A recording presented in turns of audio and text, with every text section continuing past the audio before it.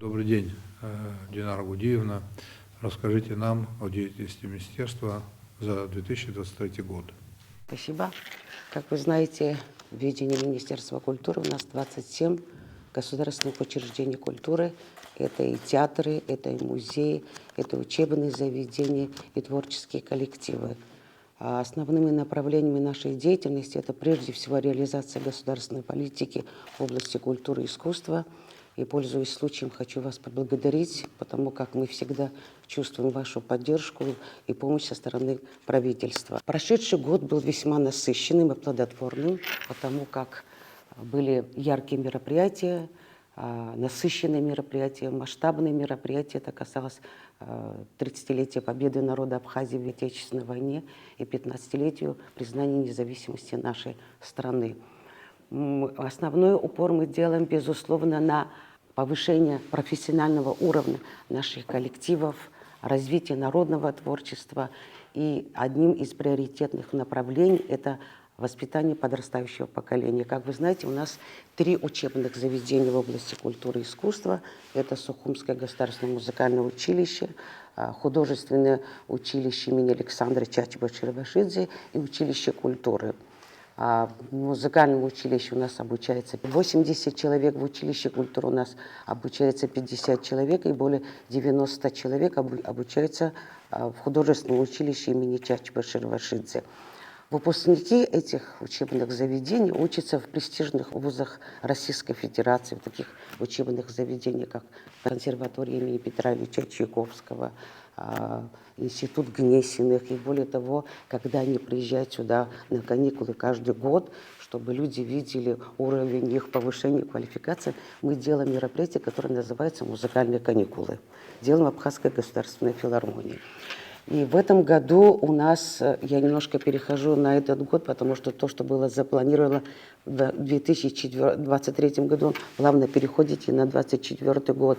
Музыкальное училище совместно с Министерством образования мы запускаем такой проект, совместный проект «Новая методика преподавания урока музыки в средних школах Абхазии», где детям наряду с классическими произведениями будут прививать вкус к абхазскому фольклору, к абхазской музыке, произведениям абхазских композиторов симфонического жанра. Это, я думаю, что у нас в этом году уже этот мы запустим.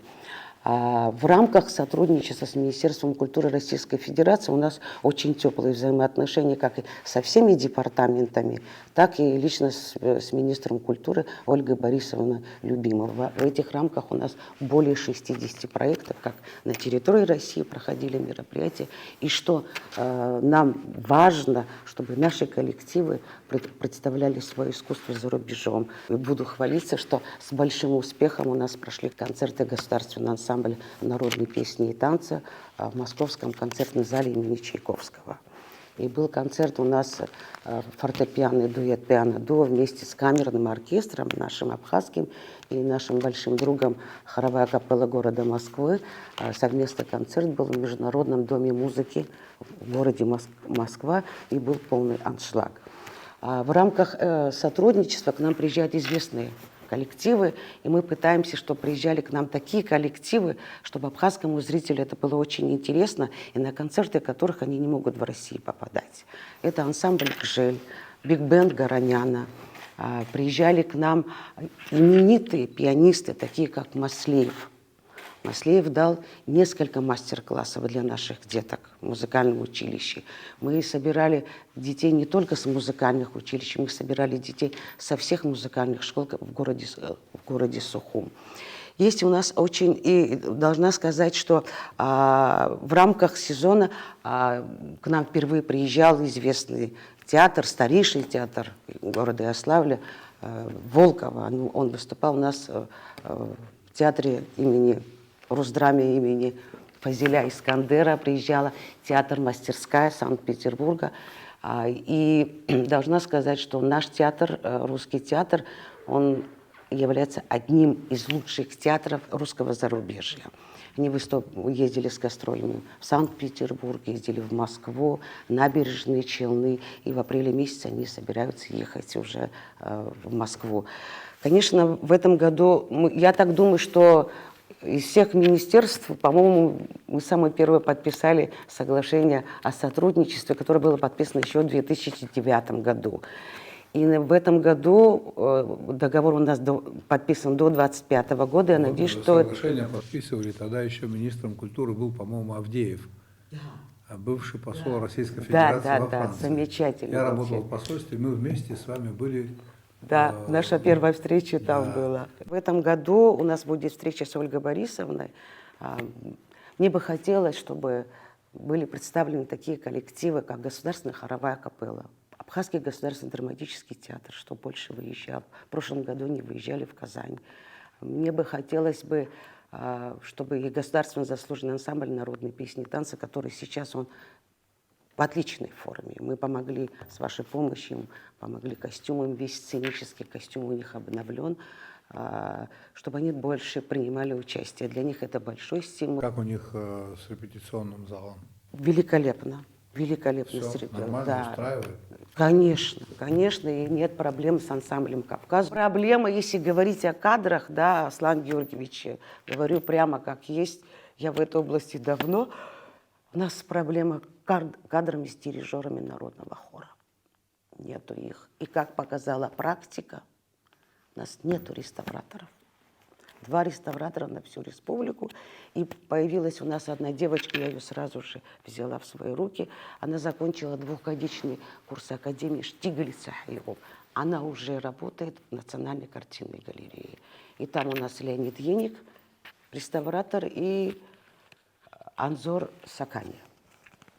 Вот они вот будут работать над этим. И 2 новых таких вот проекта. Воссоздание ансамбля «Нарта» этнографического хора абхазских долгожителей. Работают, репертуар у них готов. В коллективе 24 человека, самому молодому 70 лет, самому старшему 86 лет. Они принимали участие в сводных концертах, в 3 или в 4 концертах. Так что это тоже как бы наша гордость. Они в любой момент могут приехать и выступить. В репертуаре у них уже более 10 песен и танцев. В 1974 году, как вы помните, они в Венгрии завоевали «Золотой павлин», когда руководителем тогда был Константин Чингель. Есть у нас еще очень интересный проект. Не все жители отдаленных сел не могут приехать в Сухум на концерты. Есть у нас такой проект, который называется «Внутренний гастрольный план».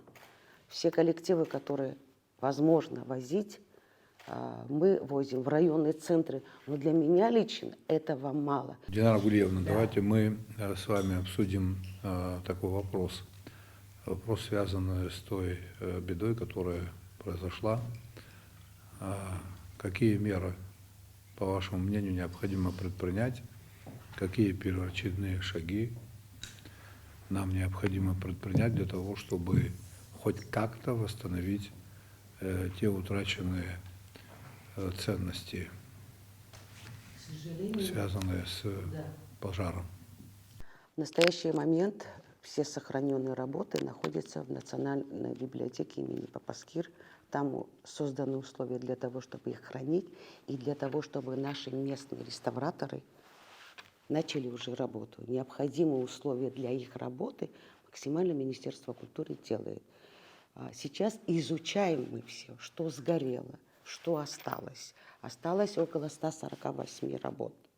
Как можно их сохранить, как можно их реставрировать. Мы на постоянной связи с реставраторами Российской Федерации. Они готовы приехать, продолжить эту работу. И это будем мы в дальнейшем тоже продолжать эту работу. Все, что касается реставрационных работ, мы решаем вместе с директором Национальной картинной галереи, это известный искусствовед Сурам Сакани. Мы решаем эти вопросы и с Союзом художников в том числе. Возможно, когда рекомендацию нам российские реставраторы дадут, мы будем вырабатывать общую концепцию. Сейчас своими силами мы это делаем. Возможно, если нам ростовские реставраторы помогут, мы от их услуг тоже не откажемся. Что касается здания по улице Пушкина, которое было выделено в 1994 году под картинную галерею, что там происходит на этом этапе? Второй этаж Абхазстрой под руководством Руслана Атванба вместе с директором Национальной картинной галереи, председателем Союза художников посмотрели эту площадку. Ремонтно-восстановительные работы сделать всего здания это очень тяжело. И часть второго этажа, один большой зал и 2 помещения, и некоторые площадки, которые входят к подсобным работам, где будут проводиться реставрационные работы, тоже будут делать ремонт. Решетки обязательно, в обязательном порядке будут решетки стоять, и в дальнейшем будет оснащение. Еще должна вам сказать, что когда приехали, они привезли очень дорогостоящий клей, который покрывается такой вот тонкой пленкой, то есть картина не портится вообще. И они нам, килограмм этого клея на рыбьем жиру стоит 80 тысяч рублей. Они около более 3 килограмм, они тоже нам оставили. И они тоже в своей работе это будут использовать. Более того, сейчас вот то, что нам технически нужно, там столы, доски, это тоже мы нашли, то есть там все сделано. И в дополнение хотелось бы сказать, что мы открыли расчетный счет. Все желающие могут перечислить счет. Понятно. Значит, в этом плане, конечно же, необходимо, чтобы и Министерство культуры, и в целом другие ведомства предприняли необходимые меры для того, чтобы хоть как-то восполнить ту утрату, которая случилась. И в этом направлении работа идет. Я хотел бы вас проинформировать. На прошлой неделе было подписано соглашение между администрацией президента и автономной некоммерческой организацией Национальный институт исследований и развития проектов в сфере межнациональных, межконфессиональных, межэтнических, межкультурных и межстрановых коммуникаций. Есть такой институт, его возглавляет большой друг Абхазии, и в рамках этого соглашения институт готов профинансировать проектные работы, имеющие отношение к восстановлению картинной галереи, и преподнести в дар нашей картинной галереи несколько работ известных художников. Работа в этом отношении идет. И вообще не только институт, о котором я сказал выше, и другие ведомства, и просто друзья Абхазии нам окажут существенную поддержку. Я бы хотел, чтобы вы это знали. Спасибо большое.